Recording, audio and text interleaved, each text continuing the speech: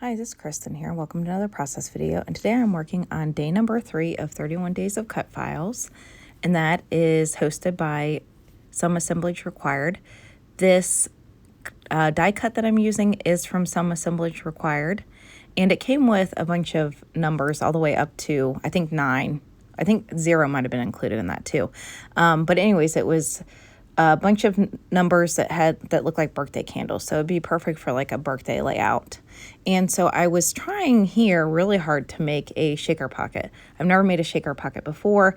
Probably not a good decision to use for my first shaker pocket to be one that's kind of like abnormally shaped.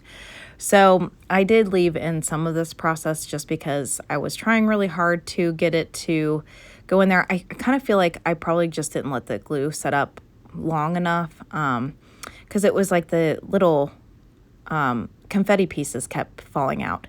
So the paper and the confetti pieces that I'm using is from Rosie's Studio, and it's called Celebrate You. So I bought that as a value pack from Rosie's Studio. And it had a lot of really cute birthday papers. So that is what I'm using. I'm going to use this pink paper. It's got kind of like some gold foiling on the background. So that's going to be the background of this candle. And so I took off the back plastic piece that was going to essentially enclose the shakers. I leave the front plastic piece on. I'm just going to create a faux shaker because this was like take number 2, attempt number 2. And I was just at this point kind of getting frustrated with it.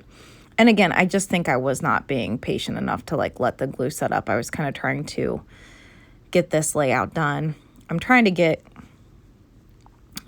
several of these layouts done because, I mean, 31 days it's a lot. And especially, I work full time and have 3 kids, and it's just to find time to scrapbook some days is just really difficult. So anyway, so I was like, all right, let's just, pivot away from that, and I'll just make a faux one.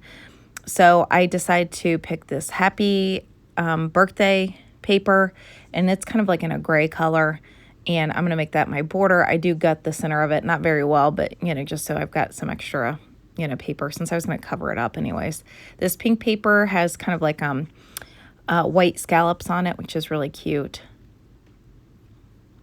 And so I'm just going to get this adhered together.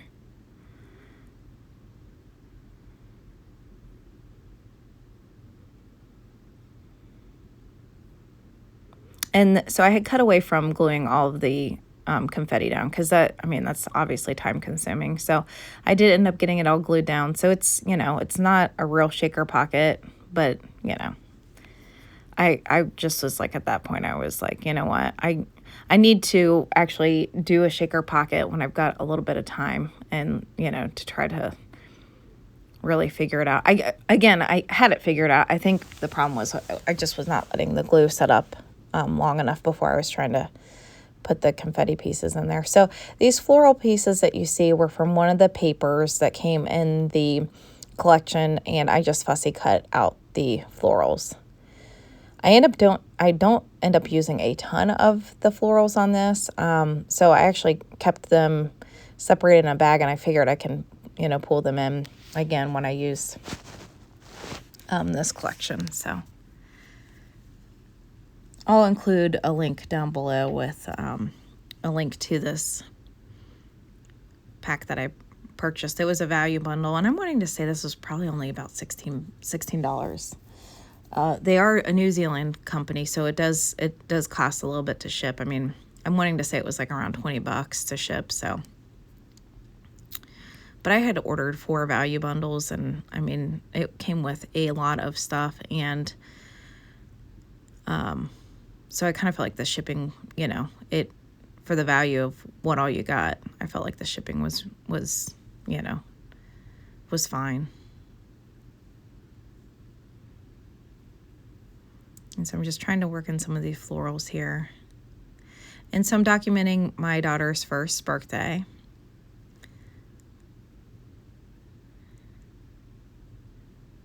She just turned 5, so just like funny to look at pictures of her when she was this little, because now she looks like a little girl and not a baby anymore.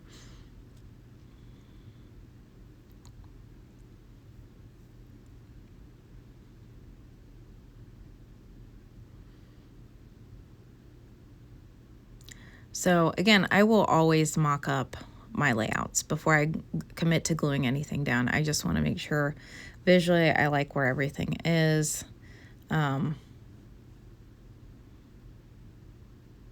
then once visually, like I kind of have it mocked up, kind of have the general idea behind what I want to do with it, then I usually will go ahead and glue the pictures down and then remock it back up with where I kind of felt like everything was and then glue it down. So essentially I'm putting ephemera on there a couple of times.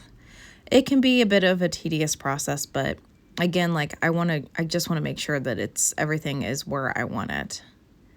And sometimes when I pull things off, like I forget where I had it placed. I try to kind of like push it off in like the areas. So like this cluster up in the left, I'll try to kind of push it up to like the left of the page. The cluster up at the right, I'll try to push it up kind of off the, to the right part of my desk here, just so I kind of know what clusters went with what. And I know people will take photographs of it, but I record with my phone, so.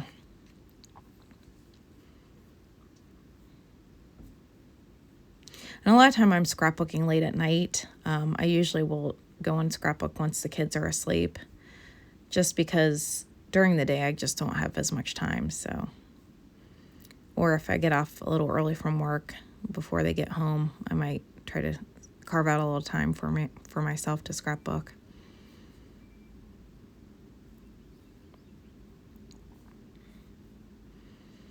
I really try to scrapbook at least a couple times a week. And then usually when I do sit down to scrapbook, I usually try to finish at least 2 layouts if I can. So these little pieces are like journaling tags and sayings and banner pieces that I'm pulling in to just kind of build up my clusters a little bit.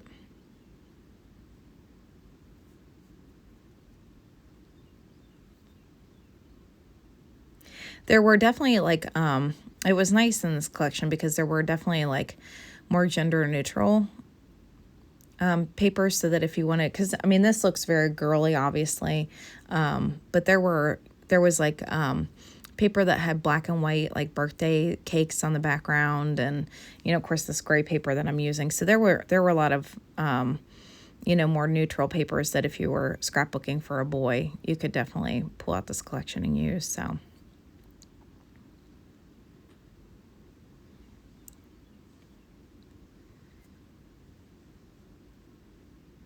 But as soon as I saw that cut file, I was like, I want to make that into a shaker pocket and do a layout with using this collection.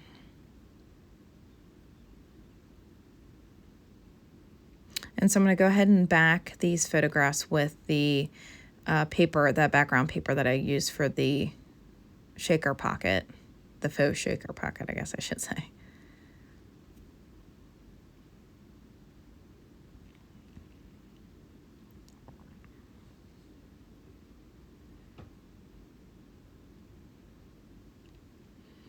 And it's funny because that photograph of her sitting down on the ground, that printed out so weird. Like I did not choose for it to be that size.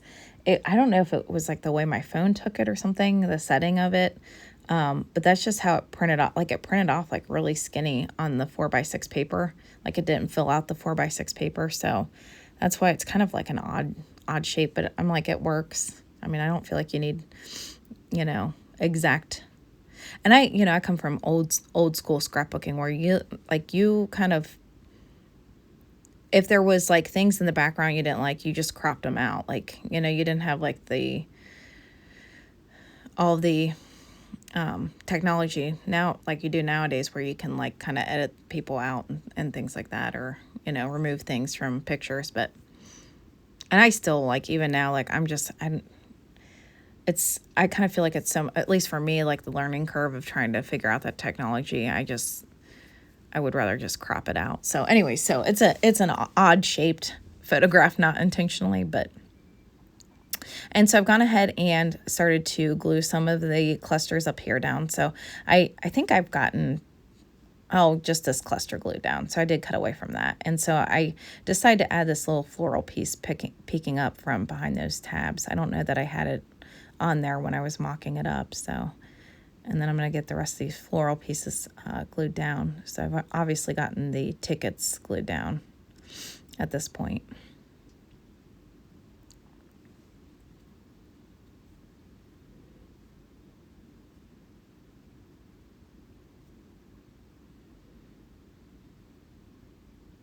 So I've done one other layout with Rosie's Studio. I'm new to Rosie's Studio. But I really feel like their collections have like a nice wide variety for what you can use for it. I did use one that was like kind of almost like school themed, and it's nice because every pack that I pulled out, it's got very neutral papers, but then it's got like, you know, more bright and colorful and, you know, pattern papers. So, and since I had a lot of this was looking, I don't know, I guess a little bit lighter. I kind of felt like then it looked like the confetti was not, it didn't make sense in the shaker pocket with kind of the coloring of the flowers and the things that I put behind it. So I decided to add confetti with each cluster, because then I'm like, that makes that make more sense, because I felt like there weren't a lot of oranges in the paper. And so I just felt like I needed to pull in a little bit more orange and yellow and green, because the green and the florals and things like that were a little bit lighter. So here are some close-ups, and I appreciate you coming by to watch another process video.